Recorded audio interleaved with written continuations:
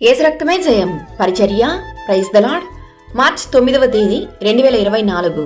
ఈరోజు దేవుని వాక్యము, మరణము వరకు నమ్మకముగా ఉండుము, నేను నీకు జీవ కిరీటమిచ్చెదను.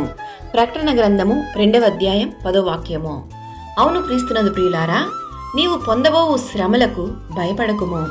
ఇదిగో మీరు శోధింపబడినట్లు అపవాది మీలో కొందరిని చెరలో వేయింపబోచున్నాడు, ఆయనను మరణము వరకు నమ్మకముగా ఉండుము అని దేవుని వాక్యం సెలవిస్తుంది.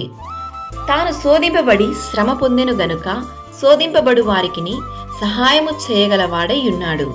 శోధన సహించువాడు ధన్యుడు, అతడు శోధనకు నిలిచిన వాడై ప్రభువు తన్ను ప్రేమించు వారికి వాగ్దానము చేసిన జీవ కిరీటము పొందును. వాగ్దానము చేసిన వాడు నమ్మదగిన వాడు గనుక మన నిరీక్షణ విషయమై మనం ఒప్పుకొనినది నిశ్చలముగా పట్టుకొందుము. ఈరోజు ఈ వాక్యం వింటున్న ప్రియ సహోదరి సహోదరులారా, విశ్వాసము లేకుండా దేవునికి ఇష్టడై ఉండుట అసాధ్యము. దేవుని యొద్దకు వచ్చువాడు ఆయన ఉన్నాడనియు తన్ను వెదకు వారికి ఫలము దయచేయువాడనియు నమ్మవలెను కదా. మరణము వరకు దేవుని యందలి విశ్వాసము నమ్మకము కలిగి జీవించదము. జీవ కిరీటమును పొందుకొనుటకు ప్రయాసపడుదాం. ప్రభు అయిన యేసుక్రీస్తు కృప మనందరికీ తోడయుండును గాక. ఆమేన్. God bless you.